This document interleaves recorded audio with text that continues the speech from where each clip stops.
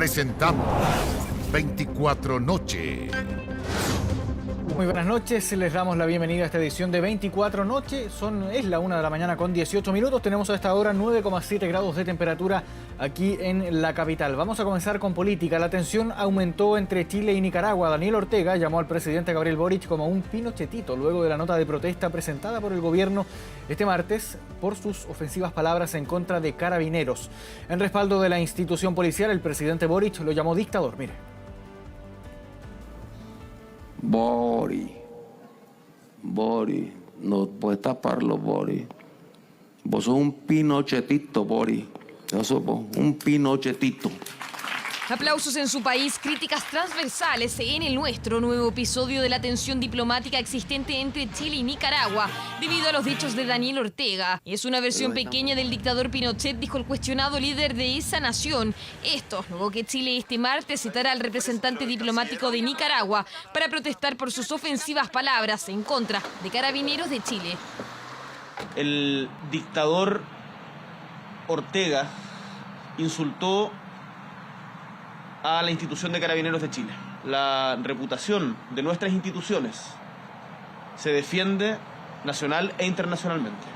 Ortega este martes en una actividad de la policía de ese país aseguró que los carabineros nacionales no son como los nicaragüenses. Para él, los chilenos están formados por el asesinato masivo. Palabras que provocaron que el gobierno chileno reaccionara. Quiero que sepan a los carabineros que instruí inmediatamente a nuestro ministro de Relaciones Exteriores, Alberto Van Klaveren, que presentara una nota de protesta diplomática, como corresponde en estas instancias. Como que les picó un chile por lo que dije ayer. Una verdad. Las ofensivas declaraciones de Ortega generaron inmediato rechazo y pronta respuesta.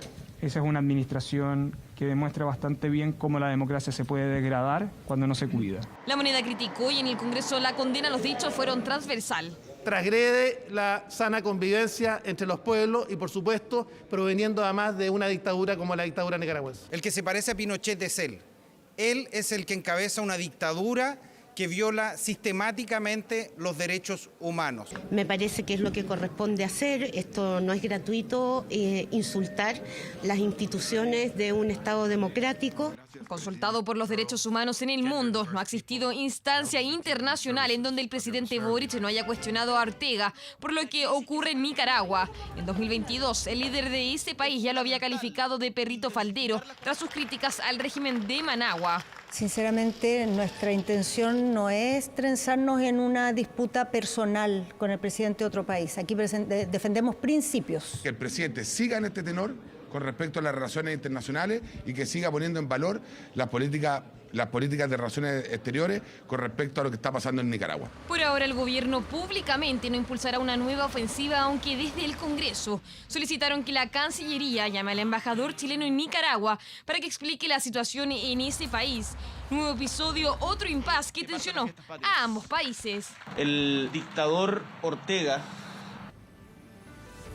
Vamos con información de esta noche. El presidente Gabriel Boric encabezó una cena de reconocimiento a Giorgio Jackson en un evento en que participaron distintas figuras políticas del oficialismo y que se realizó a 33 días de la salida del ahora exministro Giorgio Jackson de la Moneda. Esto por los fuertes cuestionamientos de la oposición en medio del caso Convenios y también el robo al Ministerio de Desarrollo Social y Familia. El encuentro comenzó cerca de las 20 horas en el Círculo Español y en él se pudo observar a varios ex colegas de Giorgio Jackson, como la ministra del Interior, Carolina Toá, la vocera de gobierno, Camila Vallejo, y el jefe de la Secretaría General de la Presidencia, Álvaro Elizalde. Según detallaron varios de los asistentes, en el encuentro se le agradeció al exministro por su labor luego de lo polémico que fue su salida hace un mes y se destacó también que seguirá formando parte fundamental del proyecto político de Revolución Democrática. Vamos a escuchar a continuación las reacciones a la salida de esta cena para el exministro Giorgio Jackson. Para no solo reconocer la trayectoria de Giorgio Jackson, quienes lo hemos conocido desde el 2011 o antes, sino que también sus proyecciones. Una persona que tiene muchísimo que aportar todavía al proyecto político colectivo. Estuvo el presidente, está ahí todavía. No, es algo muy fraternal, muy de apoyo, muy de solidaridad con Giorgio. se contaron distintas partes de las vivencias que se habían tenido y fue una cosa muy fraternal. Insistir en que independientemente de que se desempeñe o no funcione en el gobierno, hay un compromiso colectivo con un programa de cambios para construir un Chile más justo, al cual sin duda que ha sido una gran contribución Giorgio Jackson. Muy importante, ¿no?, la presencia de nuestro presidente. Él sigue siendo un líder importante para nosotros, no solo en el Frente Amplio, sino que para todas las coaliciones que participamos del gobierno. Así que muy contentos también de que haya estado nuestro presidente acompañando, ¿no es cierto?, en este acto de desagravio del exministro Jackson. Un mensaje político de decir lo que le pasó a Giorgio Jackson fue muy injusto. Las críticas que él recibió públicas, ¿no?, las injurias, las calumnias, esos son límites que se transgreden en política. Y este miércoles el Ministerio de Justicia solicitó al Consejo de Defensa del Estado la disolución de la Fundación Democracia Viva. La decisión fue comunicada luego de que la cartera culminara una investigación interna tras las denuncias de irregularidades en los convenios celebrados entre el Ceremi de Vivienda de Antofagasta y la Fundación Democracia Viva. Las indagatorias determinaron infracciones en las normas de estatuto, su objeto y patrimonio social, desnaturalizando los fines de la fundación para perseguir otros distintos. Además, se señaló que estas infracciones no se pueden corregir o modificar. Por lo anterior, se solicitó al Consejo de Defensa del Estado que requiera a los tribunales civiles la disolución de esta entidad.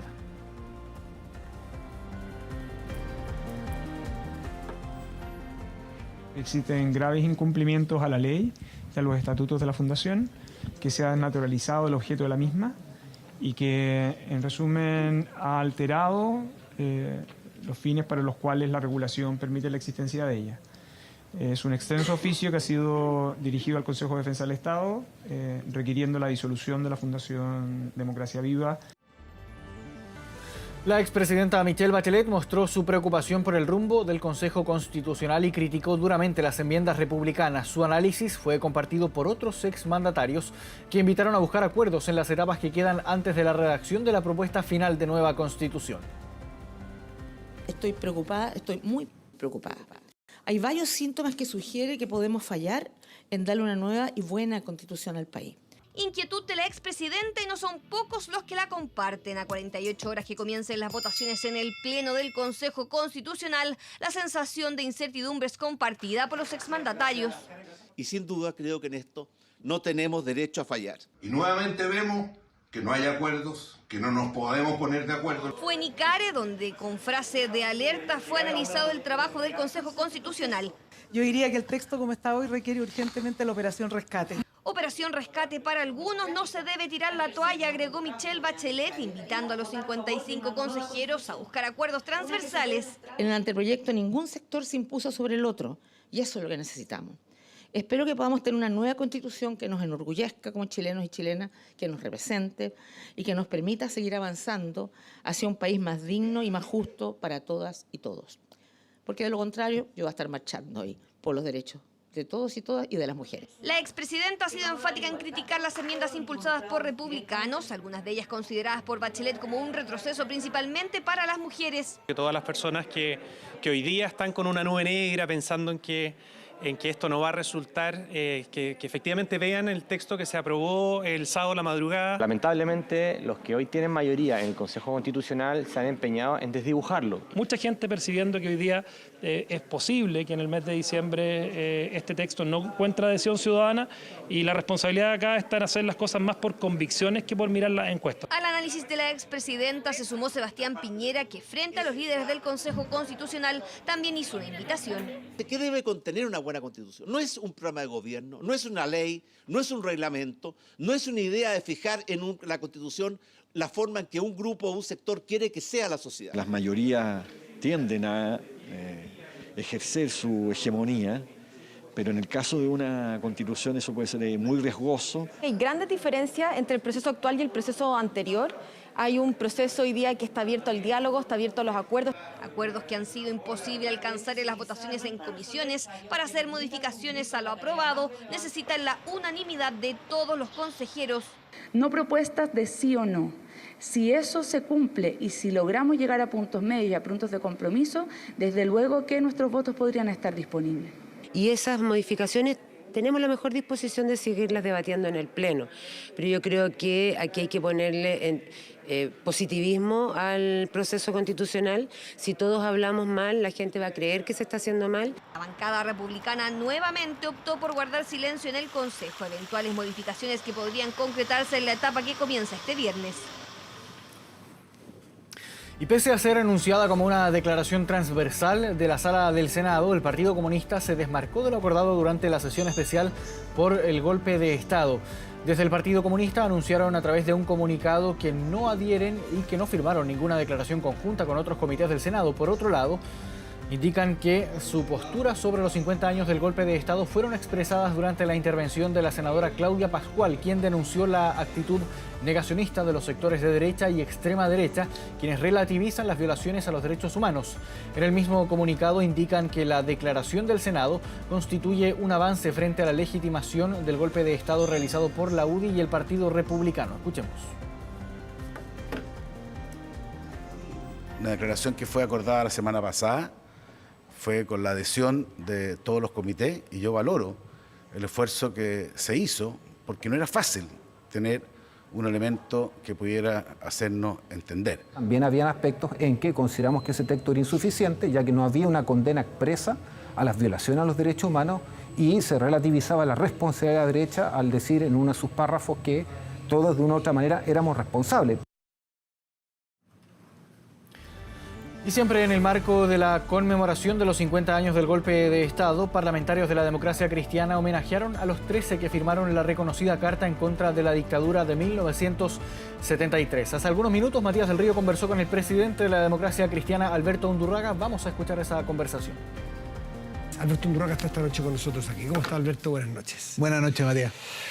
No ha sido fácil porque algunos lo han acusado de oportunistas, de que hacen juicio histórico anacrónico fuera del tiempo donde ocurrieron las cosas, eso significa anacronismo, y que es fácil con el diario del lunes o con el diario de 50 años después hacer un juicio. No estuvieron allí donde las papas quemaban. A ver, ¿cómo toma esa crítica y qué quiso decir la DC? Primero, yo creo que es importante, Matías, pensando en el futuro de Chile, que todos podamos hacer el aprendizaje de lo que fue el quiebre de la democracia y lo que significó el golpe de Estado y después la dictadura en Chile. Que todos podamos hacer. Y para ello es bueno hacer una reflexión de los roles de cada uno de los partidos, ¿no? Y nosotros hemos hecho una reflexión nombrando las luces y también las sombras. Porque esto, como todo periodo complejo, hay luces, y muchas, pero también hay sombras. Y entre las luces, nosotros en ese periodo, la Democracia Cristiana apoyó en el Congreso Pleno a Salvador Allende para que fuera presidente de la República, honrando la tradición, ¿no? Que siempre el que ganaba las urnas la primera mayoría, 36%, fuera electo presidente. Después, también dentro de las luces, que es bien relevante, la Democracia Cristiana fue opositora al gobierno de Allende dentro de la institucionalidad. Y no solo porque teníamos críticas a algunos elementos de su gobierno. Nosotros pensamos sin duda que Allende fue un demócrata, sin embargo su gobierno fue un mal gobierno. Esa es la posición, lo que nosotros creemos. Y no solo en lo económico, sino que además jugaba al límite de la institucionalidad y bueno, y eso se refleja por todo. Entonces ahí están las luces, y una luz muy importante dentro de las luces es que nuestros líderes se la jugaron hasta el último día. Hasta el último día por una. Déjame terminar esto porque es importante hablar de las luces, ¿no? Hasta el último día se la jugaron nuestros líderes por una solución institucional. El presidente del partido, pues fue presidente de la República, Patricio Aylwin, se la juega hasta el último día. Están documentadas sus cartas, sus reuniones con el presidente y con el cardenal. De la misma forma, en el caso de Bernardo Leyton, Mariano Rubio también se reúnen con el presidente. O sea, finalmente, hasta el último día, sin embargo, eso no fue posible. Creo que los demás partidos también tienen que hacer una autocrítica respecto de ello. Y finalmente esas son las luces. Pero también hay sombras, porque si bien nosotros fuimos opositores durante la dictadura, fuimos los primeros en jugarnos por los derechos humanos, instalamos la recuperación de la democracia por la vía pacífica, y ahí están todos nuestros líderes. En los primeros meses En los primeros meses hubo un conjunto de ambigüedades, se le dio permiso también a algunos de nuestros militantes que participaran. Fueron ministros algunos demócratas cristianos. Que participaran de distintos cargos, y eso naturalmente que está dentro de nuestra sombra. Ahora probablemente por ingenuidad. Primero, pone entre las luces o la sombra el que todos los diputados de la DC, todos los que me menciona, Leighton, Ruiz Esquide, estaba Andrés Elwin, es parte de las críticas que le han hecho hoy día, todos suscribieron el acuerdo de la Cámara de Diputados del 22 de agosto de 1973 sobre graves quebrantamientos de la Constitución y las leyes, con el objeto preciso de que cesaran las situaciones allí denunciadas, con miras al restablecimiento del orden constitucional. ¿Eso es parte de las luces o de la sombra de la DC? De las luces, Matías, porque es una crítica severa, por cierto, al gobierno. ¿A su juicio el presidente Allende quebró la Constitución? Déjame decir. Es una crítica severa al gobierno, es un llamado de atención, porque el gobierno López jugaba bastante al límite, y cuando se juega al límite, a veces se pasa ese límite. ¿Se pasó del límite? Sí, en algunas cosas, por supuesto que sí, ¿no? Y por eso nuestros diputados, todos, hacen esa declaración, por supuesto también con otros parlamentarios. Pongámonos un segundo en ese... Déjame volver sobre eso, Matías. Entonces, eso es parte de las luces porque fue dentro de la institucionalidad. Los partidos pueden ser de gobierno, pueden ser de oposición, pero ese rol deben jugarlo dentro de la institucionalidad. Los golpes de Estado siempre son evitables. Y ese fue el rol que jugó la democracia cristiana hasta el final, en la crisis de 1973. Famoso dicho con el diario del lunes tiene que ver con que... yo sé, nosotros sí, pero no necesariamente todo en su casa.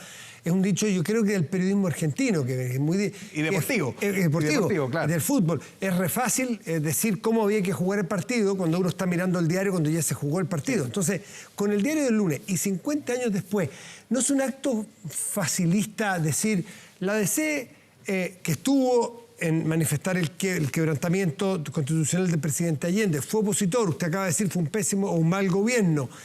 Decir hoy día que haber estado con el golpe no es ser un poco empático con sus correligionarios de entonces, no es lavarse un poco las manos y decirle, ellos son los responsables, nosotros no, nosotros jamás lo hubiéramos hecho. Mira, yo creo que... No me refiero a las violaciones de derechos humanos que eso después, y que la DC siempre estuvo bastante en contra. O sea, fuimos los primeros. Claro, fuimos los primeros en la defensa de los derechos humanos. Ese es otro tema, sí. Mira, el día del golpe me refiero. Yo, hace 50 años, el 13 de septiembre de 1973, 13 dirigentes lo que hacen es una carta condenando el golpe. Sí. Junto con condenar el golpe, responsabilizan al gobierno de la Unidad Popular por mal gobierno, por todas las cosas que hemos dicho, ¿no? Dice ambas cosas esa carta. Esa carta, posteriormente... Dice exactamente en el punto 3, el dogmatismo sectario de la Unidad Popular, dice la democracia. Dicen los 13 opositores a la posición mayoritaria de la DC entonces. El dogmatismo sectario de la Unidad Popular, que no fue capaz de construir un camino auténticamente democrático para el socialismo adecuado de nuestra idiosincrasia. Especial condenación textual merece la irresponsabilidad de la ultraizquierda. Eso decían los 13 rebeldes de la DC entonces, que eran contrarios al golpe, ellos tres. Sí, claro. Pero lo que te digo, que esa carta del 13, tiempo después, el mismo Patricio Elwin, que es un gran demócrata, el presidente de la transición, dice, ¿sabe qué? Esa era la posición correcta. Entonces, la verdad que ha llamado la atención porque hoy día es el presidente del partido quien hace estas declaraciones, pero lo han venido haciendo distintos personeros de la democracia cristiana durante estos años. Mire, tenemos luces y muchas, pero estas vacilaciones iniciales, naturalmente, que está en el ámbito de nuestra autocrítica, ¿no? Yo voy a hacer la analogía con quienes criticaron, por ejemplo, a Patricio Elwin. Entonces le decían que es presidente de su partido. O sea, que entreguistas fueron, que amarillos fueron, que dejaron que Pinochet, recién regresada a la democracia, que siguió comandante en jefe, les hicieron boinazo, ejercicios de enlace, gobernaron así de manera despreciativa, gobernaron en la medida de lo posible los demócratas cristianos. Y muchos les han dicho, el propio presidente Lagos, ¿saben qué? A los más jóvenes, vayan a leer historia. Vayan a ver cómo eran las cosas en el 11 de marzo del 90, a ver si era tan fácil enfrentar a los militares que salían con la cara pintada, ya en democracia. Entonces, ¿no es que cada juicio en su momento? Puede ser, ¿no? Pero también, Matías, uno se aproxima a los hechos históricos y va interpretando esos hechos históricos. Por lo pronto no hay verdades oficiales, uno interpreta hechos históricos y hace los aprendizajes. ¿Por qué? ¿Por qué importa esto hoy día? Porque tú me dices, bueno, pero ¿qué importa? Estamos hablando sobre esto que pasó hace 50 años. ¿Por qué importa? Porque la democracia hay que cuidarla siempre, sin excepción. Porque el compromiso con los derechos humanos tiene que ser en todo momento, lugar y circunstancia. Y porque la no violencia en la política es fundamental como base de la convivencia. Entonces, con estos tres elementos hacia adelante, uno puede decir, mire, si nos comprometemos para ello, por eso yo valoré el compromiso del Senado, ¿no? Que después hemos visto que la gente del PC lo ha desconocido, pero este compromiso del Senado, o el compromiso que hicimos 15 parlamentarios de distintas tendencias, de distintos pensamientos, incluso respecto al pasado, donde nos comprometemos con la democracia, los derechos humanos y la no violencia. ¿Y por qué es importante? Porque en la medida que construimos entre todos y cuidamos la democracia, podemos hablar de otras cosas. Podemos hablar de acuerdos necesarios en otros temas, en seguridad, en pensión, en salud, en educación, en desarrollo económico. ¿Usted sería comprensivo o crítico abierto a aquellos demócratas cristianos que estuvieron el 10 de septiembre en la noche, si les decían mañana hay golpe, que yo creo que la mayoría de los demócratas cristianos, por lo menos, no sé si estaban felices, pero por lo menos estaban satisfechos o aliviados, no sé cómo ponerle, del ponerle fin a la crisis que había? La mayoría de su partido estaban, vamos a ponerle, satisfechos o aliviados. Vamos a inventar ese término, para no decir felices, porque no creo que nadie estuviera feliz el 10 de septiembre en la noche, o el 11. De hecho, una declaración condena y la otra lamenta. Claro, usted sería con aquellos de entonces, con lo que estaba pasando entonces, ¿usted es muy crítico o también los comprende a esos correligionarios? Yo creo, Matías, que el aprendizaje y lo brutal que fue la dictadura es que nunca podemos aceptar. Está bien, no lo conocían. Pero estamos todos vimos las bestialidades que se hicieron. Pero estamos hablando hoy día, Matías. Yo le pregunté por el 10 de septiembre. Nunca podemos aceptar los golpes de Estado. Nunca. Siempre hay una alternativa democrática. Siempre. Y eso es bien fundamental. ¿Y sabes por qué lo señalo ahora? Porque la pérdida de la democracia hoy día en la sociedad moderna no es bombardeo a los palacios de gobierno, sino que más bien es horadar las instituciones. Autócratas. Y empiezan a hacerse del poder legislativo, del poder judicial, de los fiscales, de la libertad de prensa. Eso es Venezuela, eso es Nicaragua. Son personas que inicialmente fueron electas, sin embargo fueron haciéndose del poder y hoy día... Creo que nadie duda. Y hay muchos en el mundo, y Putin, y Erdogan. Exactamente, ¿no? Que no son democracia, que son dictadura, y eso tenemos que proteger entonces de que Pero no nos sigue pase, sin responderme. que no nos pase en Chile. Aquellos demócratas cristianos que sentían alivio por lo que sabían que pasaría el 11 de septiembre en la mañana, sin saber las brutalidades que se cometieron después, por favor. Porque eso ya nadie en su sano juicio podría sino sentir repudio y rechazo, ¿no es cierto? Pero es que el 10 no se sabía que iba a pasar eso. Nadie imaginó a la DINA, nadie imaginó a la CNI, nadie imaginó Villa Grimaldi, nadie imaginó helicópteros tirando muertos al mar. El 10 de septiembre imaginaban una presión política feroz en la cual ustedes estaban en la oposición y alguien les decía a la mayoría de C, esto va a terminarse. Y la mayoría estuvo a favor. ¿Usted critica a esos demócratas cristianos? Yo me quedo con la carta de los 13, que hace dos críticas. Primero, condena el golpe de Estado. Lo condena. Que no fue la posición oficial. No. Y eso es nuestra autocrítica, ¿no? Primero lo condena. Pero lo segundo que hace es que dice, sabe que la Unidad Popular tiene mucha responsabilidad, fundamentalmente porque hemos resaltado toda la figura de Allende, que tiene un valor Allende, tiene un valor importante en el mundo, no solo en Chile, que demuestra que es posible que esas ideas, las ideas de él, las ideas socialistas, pudieran ganar en democracia. Para los jóvenes que nos están mirando hoy día, eso no era así. No, más bien, una rareza. Era una rareza, ¿no? Sí. Los partidos socialistas, los partidos marxistas, más bien se instalaban por la vía de la fuerza, por la vía armada. Sin embargo, su propio partido había definido en distintos congresos anteriormente que la democracia era más bien instrumental. El Partido Socialista ha cambiado, después, por supuesto, ha hecho su revisión, pero todo eso está reflejado en esta carta de los 13, ¿no? Donde se condena el golpe, pero también se hace una fuerte crítica a la Unidad Popular, y yo creo que eso hoy día representa, no sé si a todos, pero a la gran mayoría de los demócratas cristianos. O sea, la DC de hoy es más parecida a la de los 13 que la del 11 de septiembre. Sí. Alberto Undurraga, muchas gracias por estar aquí esta noche. Gracias, Matías. Que esté muy bien. 1 de la madrugada con 42 minutos, hacemos una pausa en 24 noches, siga con nosotros, ya volvemos.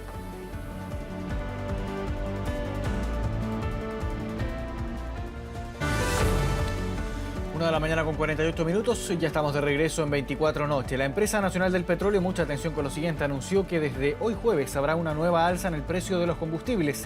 Esta semana las bencinas van a subir hasta 31 pesos por litro, registrando el alza nominal más grande en lo que va del año. Desde ENAP aseguraron que el alza se debe al cálculo del precio de paridad de importación para esta semana, lo que se traduce en un alza de 31,1 pesos por litro en el precio de la gasolina de 93 y 97 octanos por litro de benzina. Por otro lado, el valor del diésel aumentará 15,9 pesos por litro y el gas licuado de uso vehicular también va a experimentar un alza de 31 pesos. Este es el tercer aumento anunciado desde el 2 de agosto, por lo que en poco más de un mes los combustibles han registrado una alza acumulada de 89 pesos por litro.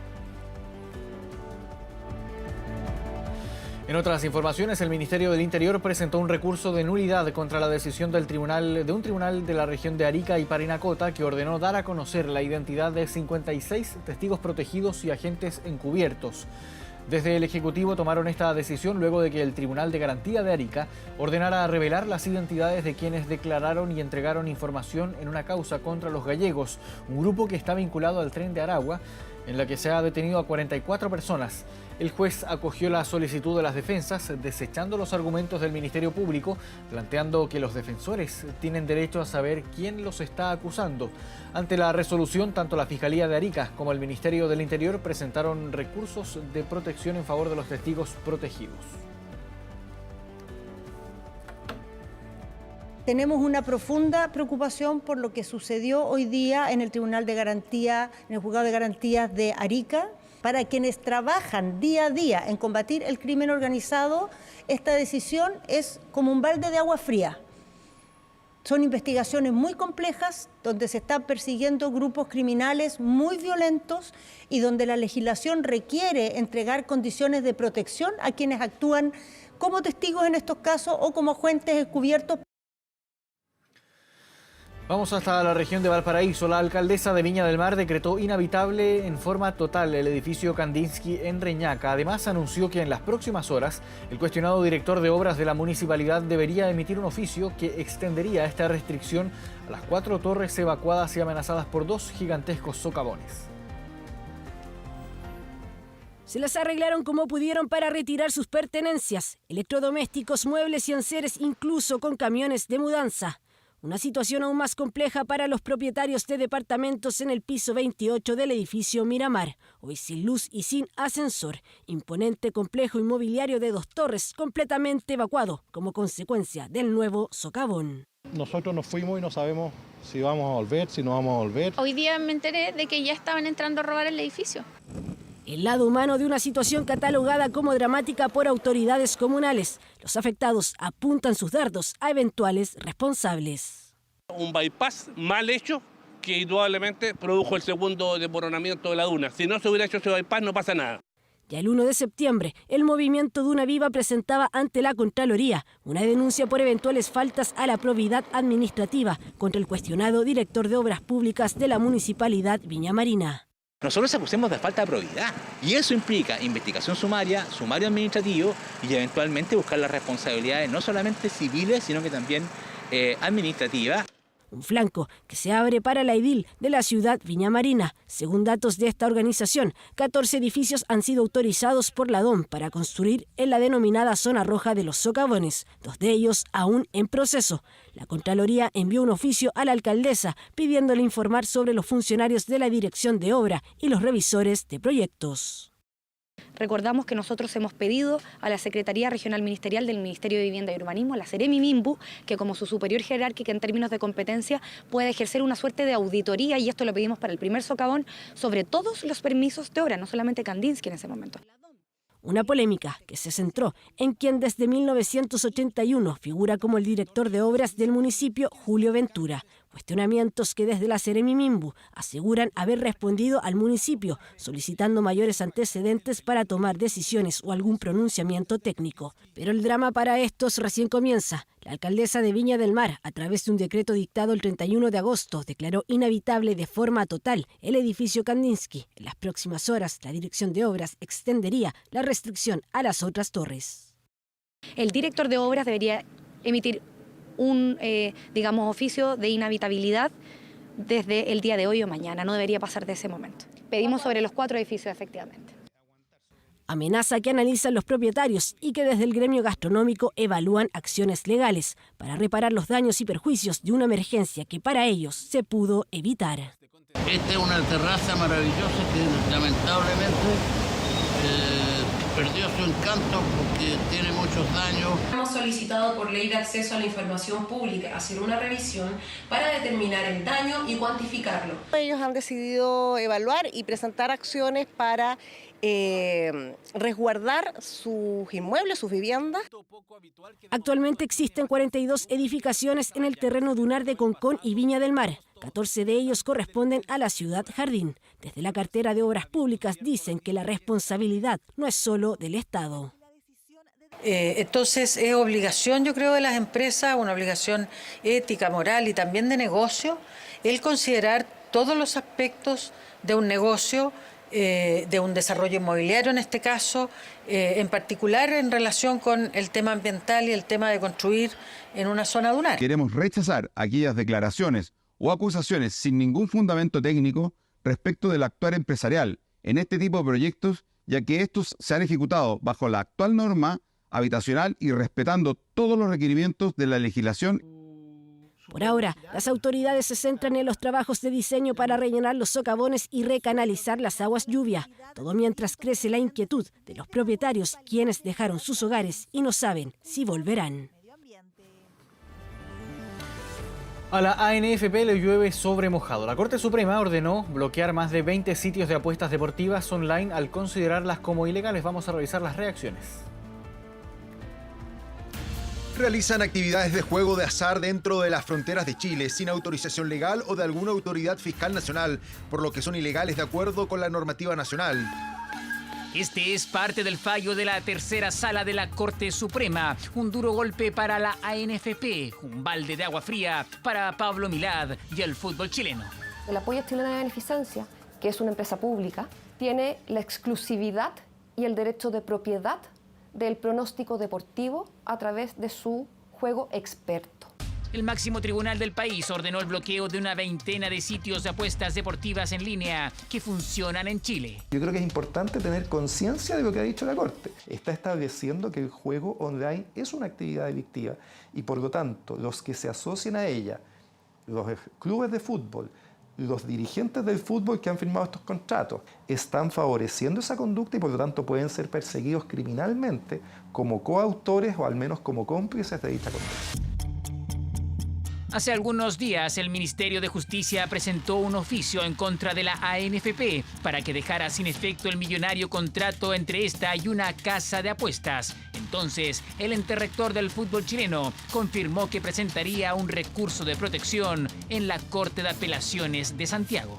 Creo que la Asociación Nacional de Fútbol Profesional queda en un pésimo pie porque el intento que podría haber hecho de recurrir a la justicia es hoy día absolutamente inviable y absurdo, pues quien debiera resolver un eventual recurso de protección es la misma tercera sala que acaba de dar este contundente fallo.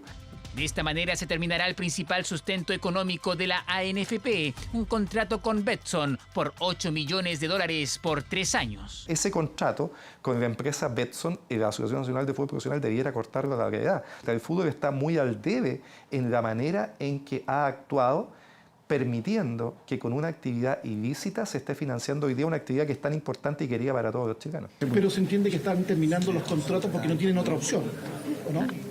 Yo supongo que la ANFP y sus abogados estarán evaluando eso. La ANFP está analizando en detalle el fallo para determinar los cursos de acción tras este llamado supremazo.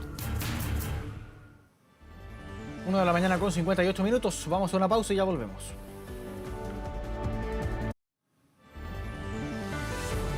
Estamos ya de regreso en medianoche. Vamos de inmediato vamos de inmediato a las calles de Santiago. Vamos a tomar contacto con nuestro compañero Jan Giachetti para conocer las noticias policiales de estas últimas horas. Jan, ¿cómo estás? Buenas noches.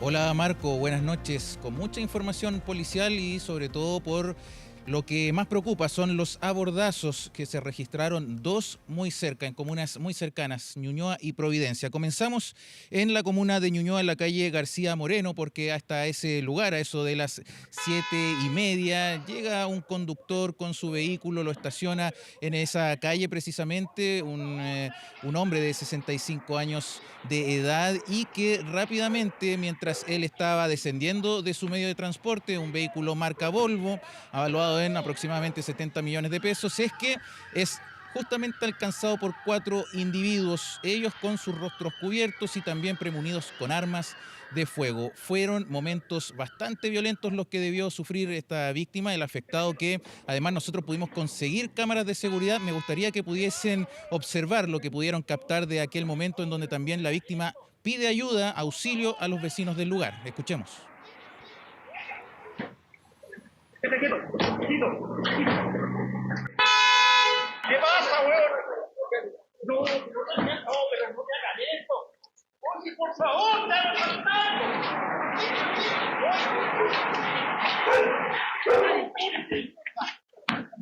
Sigue, están asaltando.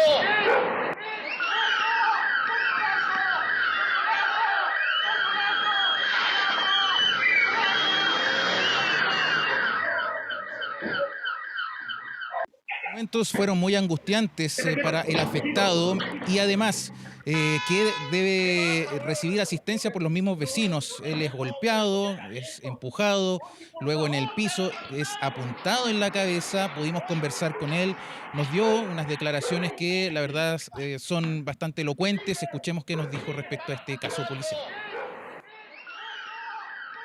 Venían encapuchados de negro. Y uno me dice, pásame las llaves, que las tenía aquí. Yo instintivamente apreté la mano para proteger las llaves, una cosa instintiva, no se la he entregado al tiro.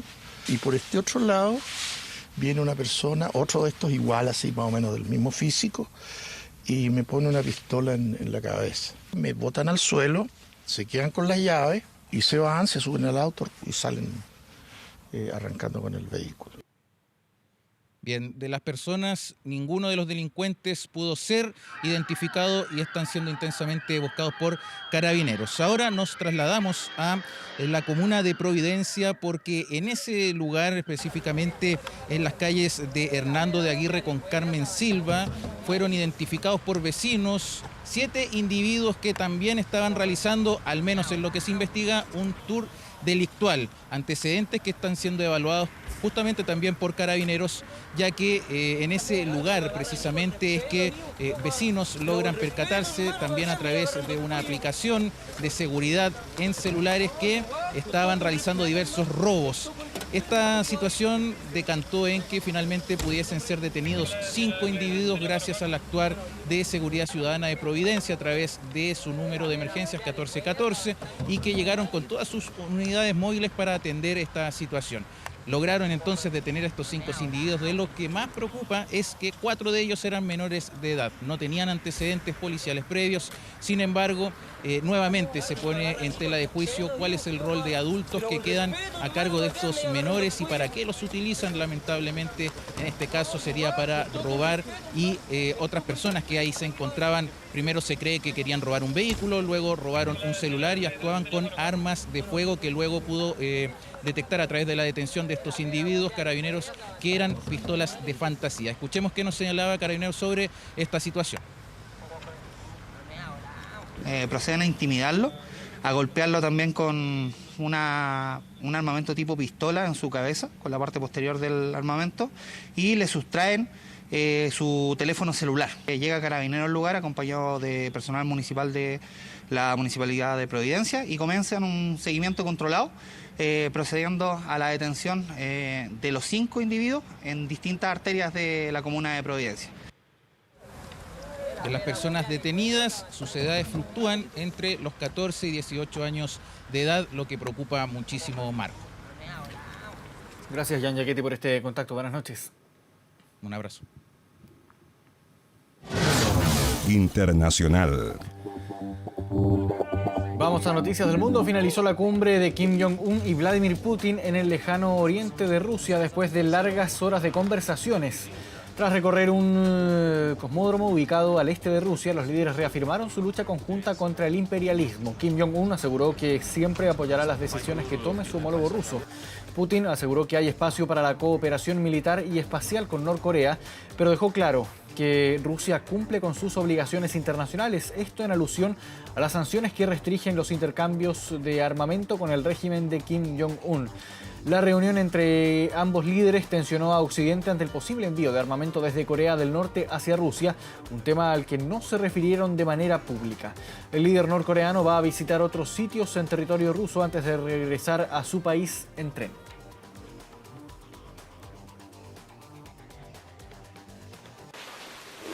Rusia está librando una lucha sagrada para defender su soberanía, sus intereses de seguridad y justicia contra los hegemonistas. Y aprovecho esta oportunidad para afirmar que siempre estaremos de pie con Rusia en el frente antiimperialista. Necesitamos discutir sobre la cooperación económica y las cuestiones humanitarias, además de la situación en la región. Tenemos muchos temas para discutir. Quiero decir que estoy muy feliz de que hayas venido a Rusia. Y vamos ahora con esta información que causó revuelo durante la jornada. Los restos de supuestos seres no humanos fueron presentados en una audiencia en el Congreso de México. Los dos cuerpos disecados fueron recuperados según el relato de quienes presentaron este presunto hallazgo en 2017 en Perú, y se estima que tienen entre 700 y 1800 años. Físicamente tienen solo 3 dedos en cada mano y sus cabezas son alargadas. Un periodista e investigador mexicano presentó los restos en la primera audiencia pública sobre fenómenos anómalos no identificados, también conocidos como ovnis, objetos voladores no identificados en ese caso. El reportero dijo que los cuerpos eran una demostración clara de seres extraterrestres, ya que el ADN no pertenecía a seres humanos. De esta forma llegamos al final de esta entrega informativa en 24 Noche. Agradecemos su sintonía. Los invitamos a que sigan en Televisión Nacional y Canal 24 Horas. Que estén muy bien. Buenas noches.